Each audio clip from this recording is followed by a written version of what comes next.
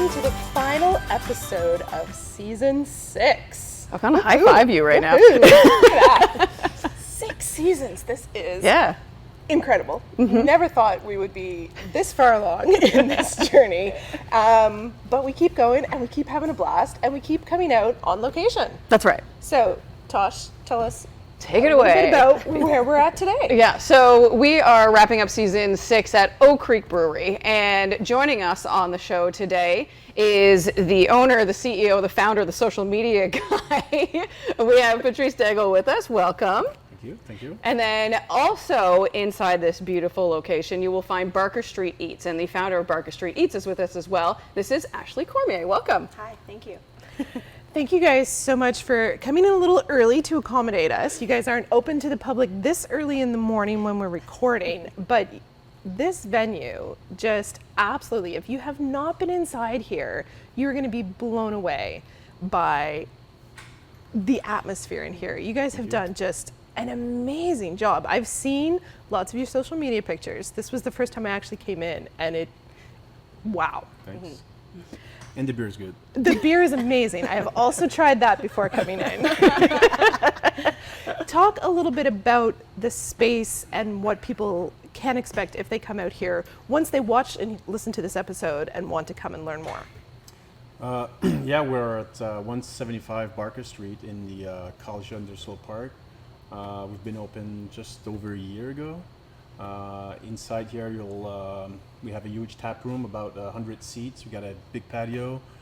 Could probably fit another 50 to 100. And we have the brewery in the back, and that's where the magic happens. I'll be the judge of that. So Ashley, with Barker Street Eats, you have just opened this up. When did the collaboration between you two happen, and how did that happen? Yeah, it's pretty new. We took over the kitchen April 15th and opened the next day, the busiest day of the week, the trivia night, Monday. It's funny because it's actually been still our top sales day. So right out the gate, busiest night, busiest day of the week. Yeah, it's quite interesting because we met through Jason Glant, Hub City Foodies. And originally they had wanted Jason to take over the kitchen here, and I got a call from Jason one day, and I was the top person on Jason's list to kind of help him do that. He knew that I was kind of in a point in my life where I needed a change and a new exciting adventure. And then kind of our last meeting, Jason got a really awesome offer that he couldn't refuse.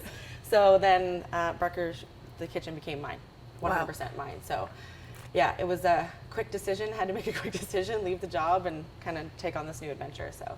Wow. Yeah. And you have been in this industry. You were just on, what do you guys refer to as? You were out front? Front of house. Front of house. Waitress. Yeah, I've been in this. I mean, my mom was a waitress. I would literally get dropped off from school into Don Cherry's, and then I run around there. So I have been in restaurants my whole life, just on the front of side, the cellar, doing the selling. So I've watched tons of chefs from, big city restaurants in Toronto to little towns that I've worked in. I've absorbed everything like a sponge, and I knew that one day I wanted my little own thing, so here it came knocking, and I just took it. Yeah. Patrice, I'm wondering if you could talk a little bit about that idea of what it takes to step into that ownership role and to take on that kind of weight on your shoulders, but also that excitement. I'm still learning. I started this 6 years ago in my basement, just doing small batches, having fun, testing the market. And 3 years ago, right in the middle of COVID, I got approached by 3 guys, all my partners now, to do an expansion, and here we are now. So. Wow. Yeah. And you said how many on tap behind us here? We have 20 taps, and we got about usually we got 15 on our own, and we have cider on tap. What else do we have? We got a few guest taps. We got a seltzer, and we have kombucha. And you've got something interesting displayed here in front of us. So we've got some of your treats, Ashley, but we also have a very interesting drink on the table. Yep. So maybe we'll start with the drink and then move into the food. Tell us a little bit about this guy. Yeah, this is called My Jam. So it's a series. Just before Christmas, we did one with strawberry banana with vanilla ice cream from Lost and Found Ice Cream. Before this one, we had a berry mango, I believe, and now we have we call it the pina colada. So pineapple, we got mango and coconut cream. And beer. And beer. The base is a sour beer, and we mix it with a lot of puree. Huh. Yeah. Interesting. Very interesting. Is there anyone else around here doing something like that? This seems like a completely new idea to me. Well, it's really popular, like in Montreal. That's where I got my ideas. But I think Trailway they have some too, and I think they can too. So yeah. But if you're looking to get this right, fresh, have that nice experience, you're going to want to come here this summer. Yeah, it's limited too. So Yeah. You should just grab Am that I, for am me. I taking this? Okay, I'm going to try it. Yeah. Am I trying this or are you trying it? It is. You want, yeah. You want to go? Yeah, I'm gonna give it a go. It's perfect for the summer. You can have it at noon and like not feel guilty.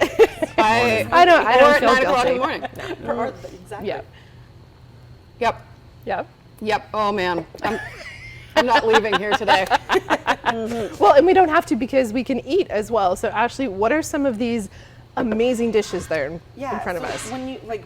When you mentioned poolside eats, I kind of did, something just really fun with the pineapple. So it looks complicated. It's really kind of not. It's really simple to hollow out the pineapple, which I will explain that in the recipe instructions.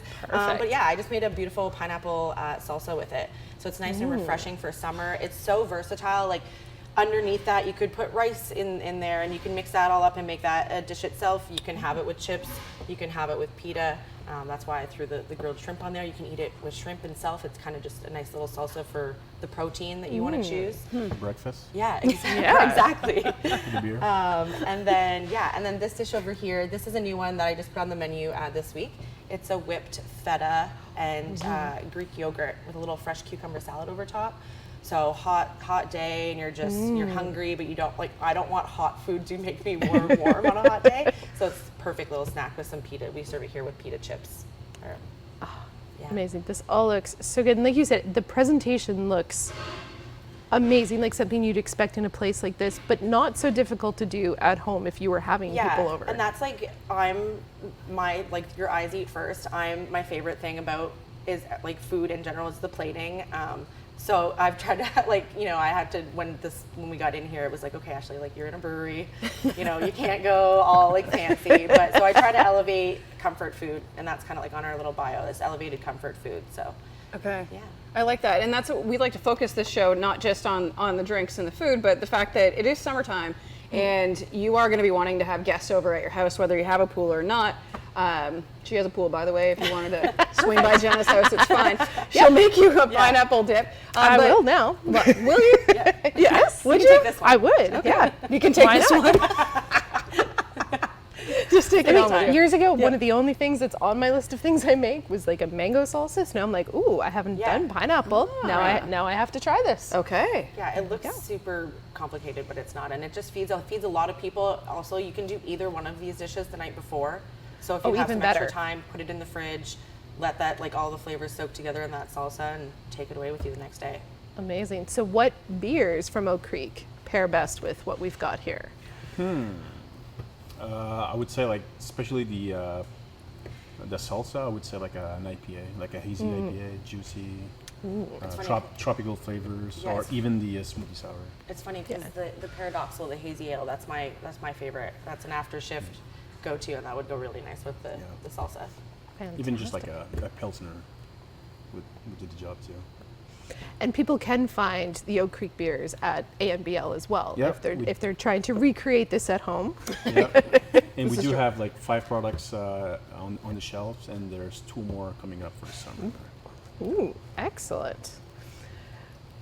Talk a little bit about the atmosphere in here, and you were talking about, you've got trivia night on Mondays. Do you have other I know you do a lot of events like that with the community in We here. do have trivia on Monday night, and on Thursday nights we have music. And once a month, I would say, we have full bands in here, so that brings a lot of a big crowd. And we do have other events once in a while, especially on weekends. There, past weekend, Pints and Paws we had, and we had the Big Green Egg Festival here. That's right. So that was really fun. But we do have, like, for example, in September we have the Oktoberfest. Just like we're constantly trying to bring people in here. So. I'm interested. You said you started Oak Creek in your basement. Yep. Did you expect this to come? Like, what were you doing prior to? Like, did you ever think you were going to be a brewmaster, No. bar owner? No. Like, I worked 25 years in IT. Okay. I was a programmer. 2015, I started home brewing, and I just developed a passion for it. In 2017, started paperwork for starting the brewery.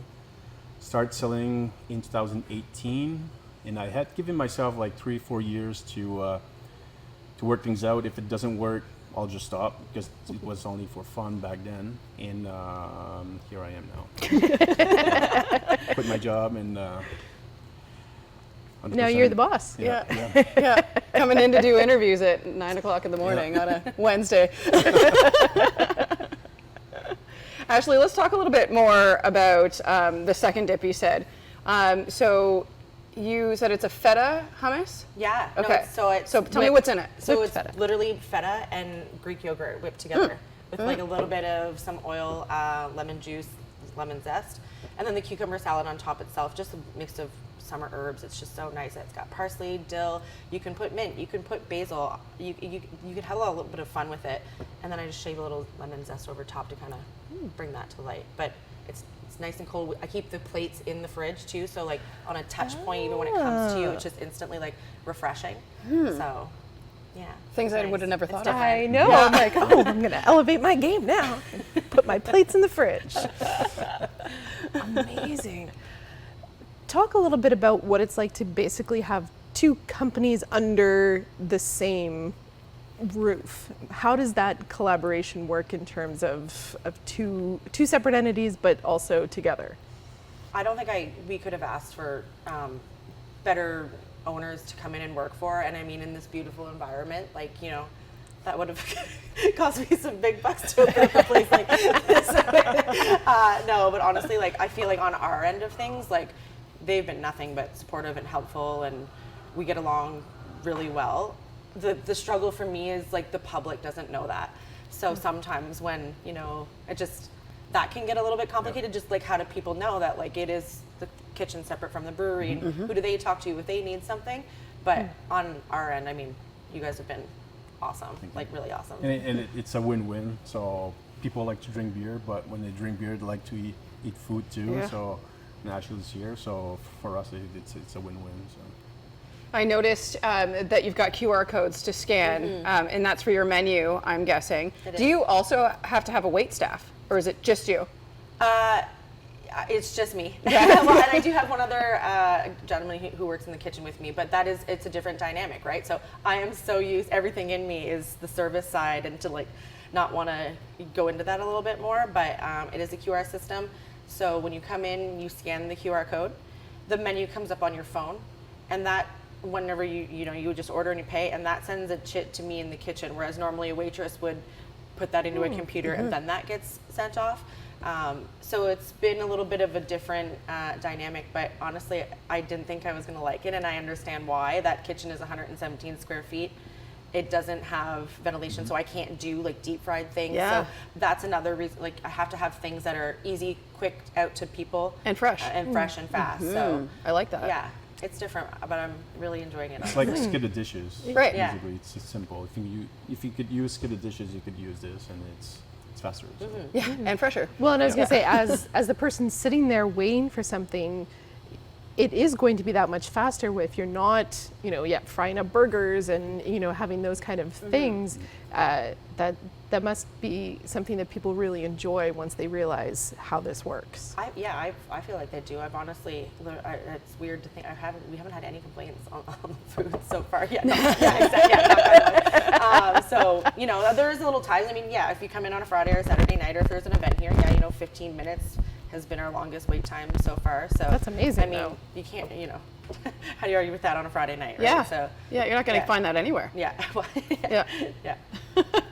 Okay, I'm going to put you guys on the spot. If you're picking a favorite beer, Yep. Oh, look at he's like, I'm done. I know what beer it is. This is not He putting has me a on the favorite spot. child. What is So Which is your favorite beer? It's probably the Czech Pilsner. It's called Czechava. I went to Czech Republic to learn the process over there, learn about the culture. That was a trade mission I did last year. I'm using all Czech Republic ingredients, so I think that's my favorite one and my most proud beer, I would say. Okay, excellent. I think that's what I appreciate the most about coming to a place like this is that every one of these beers that you've created has some kind of story and some kind of personal touch that you don't get if you're going in and ordering, you know, a big brand name. Right. You don't know all of that story behind it, but coming into a place like this, you get to learn those kind of neat details. It's not a good pour, but Don't judge him on his pouring. Yeah. there's some actual pour like that in Czech Republic. They have like 4 different pour. Some are just foam. They call it mliko. It's like a milk, and it's meant to chug. Really? Interesting. Summertime. Yeah. No, thank you. Like, you have one of those. I feel like Ashley's about to challenge us to a contest here. But Okay, it's yeah. super easy to drink Yeah. beer, especially summertime. In Czech Republic, it's all about drinkability, so that's what it is. I like them. I like that. Yeah. Okay, and Ashley, if you had to pick a favorite menu item, I know, like they were just new here, so I'm like the mac, on the menu, on the actual the mac Yeah. and cheese. okay. So I make a beer mac and cheese, and I use the brewery's Oktoberfest beer that they can. So that's available all year round in liquor store. Correct? Nope. Nope. just Yeah, actually. yeah. Oh, just kidding. You have to come here. You have to come here to get it. Perfect. Even better. Excellent. Yes. Yeah. So I would make a cheese sauce out of that, and then we do a baked mac and cheese in house with really good. a little. I put jalapenos in the freezer, and it allows me to make like shave it like a little dust over top. So nice little kick at the end. But I'm taking notes. Oh yeah. Oh my goodness. yeah, Oh. I'm like, yeah. Spinach Now I dip want to is eat. the spinach dip is that one. It's fun. Yeah, that one. It's crazy how fast that goes. I make a big batch, and I'm like, oh, I've got 30 for the day, and that'll be good. And then the next morning, I'm just like, where did they all go? Yeah. Perfect, yeah. People love a spinach dip. Yeah, They really do. And it's funny because it's just like I feel like it's something from like it's a little outdated maybe, but like no place has one. And then I've been doing the recipe for 15 years. It used to be something I would bring to the party or the girls' night or whatever, and now it's on the menu. So Keep it, it's a winner. yeah, Well, I was going to say, like you Clearly. said, you're all about that kind of comfort food, just elevated a bit, and the elevation is that you get to come here and enjoy it, right? right? She had done a soup, a fricot one time. Yeah, the frico. Amazing, yeah. Yeah. That's comfort food to me. So. Yeah, that and like it's funny because I'm trying not to focus on fall menu. I get bored very quickly, so I'm like, okay, Ashley, you have to keep this menu for summer. Like you can't. But there's lots of nice summer. Yes, Well, in you're your first making year it of in this business, time. too. Yeah. First year in business, you need Yeah. to you have to learn to settle because you're excited and you want to, probably your first year. How many beers did you guys pump out, right?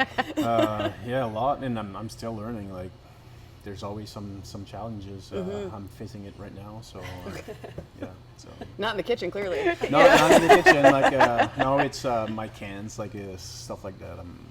We have to wait. So the lead time is longer, but yeah, it is what it is.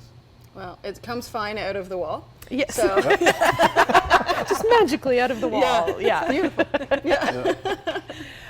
Talk a little bit about the name Oak Creek. Where does that come from? It's from back home. I'm from Pointe-Sapin. In between Kishbukwak and Pointe-Sapin, there used to be a creek where my great granddad used to live. And my dad would say, "Oh, Oak Creek," when I was young, and now I just decided to do like Oak Creek. So yeah, that's where it's from. And one of my beers, Route 117, it's the road that goes to that's cool. to the creek, I guess. You learn something all the time. You see, normally, when I was on the front of house side, I would have had to know all these Yes. things to it. Yeah. And I'm like, oh, great. Yeah. Noted. Right. Yeah. And there's another one called Corrigan. It's a place where I used to go fishing with my dad in the Ah. off Route 117. Yeah. That's so cool. I love that. It has a fish on the can, doesn't it? Yeah. Yeah. Notices everything. It's unbelievable. Unbelievable. I It's may always a have story. looked at Yeah. a lot of them on the weekend. Yeah. Let's do a push to your guys' socials. You each have Facebook and Instagram and potentially more, but I'm an old lady, so that's where I stop. Can we send people to your socials and where they can find out more about you guys online? Yeah, I'm a big Instagram girl, so at Barker Street Eats is on Instagram. There's also a direct link in my personal profile too. So you can message on Facebook. I'm a little slow on that. I apologize, but Instagram. Yeah, same here. We post everything on Instagram, Oak Creek Brewing, and I think everything that I push to Instagram goes automatically to the Facebook page, but we do check both. Yeah. We try to. Yeah, try to, exactly. And for people who are taking notes and trying to plan their trip here, when is the tap room open? So we're open noon every day. From Sunday to Wednesday, we close at 10, and Thursday to Saturday at noon. Midnight. Okay, I was like, that's a very short opening those days. So noon to midnight. That sounds a little bit better. And Barker Street is where you're at. Yep. 175. 175. Which, if you haven't been to this area, you're going to be like, I don't think I'm going the right direction, and then you'll turn the corner and you will see this space, and you'll go, oh yeah, Tons that's of where I want to go. parking. Yeah, So much tons of parking. I was parking. really Yeah, impressed. and the patio is, I mean, It's honestly, huge and other beautiful. than the Chocolate River Station in Riverview, I think it's the biggest patio in Moncton. So there's Yeah. lots of space for Yeah. everyone and their dogs. Yeah, and you won't miss it. As we're doing the show today, they're putting up the canopies, which are, a nice green color, so that should give away that you've found the right location as well. And it's nice and quiet, which is what I love too. Yeah. It's not always like that. Well, yes. Well, not in here. I meant the road. No, we don't expect it to always be this quiet inside. Like especially for cyclists, like if you're coming from like this like Centennial Park area, you can cut through the fourplex, and there's no traffic here, and they have tons of room just on the other side of the parking Yeah, lot good for all bike racks. bikes. Like Excellent. And we'll do have like music on the patio too, like summertime. So. Fantastic. Summer is here. I love it. It is. Well, and summer is here for us. This is our last show for the season. We're going to take a break for July and August and come back with season 7 in September, if you can believe it. Yes. Yes. Yeah. Thank you. Thank you. Yeah. Yes, and thank you guys for opening up a little bit early and inviting us in here today. We're always And we will be back. Yeah. Or and we won't leave. Well, if you show up and we're here in the same outfits, you know what has happened. Yeah. We'll see you next season.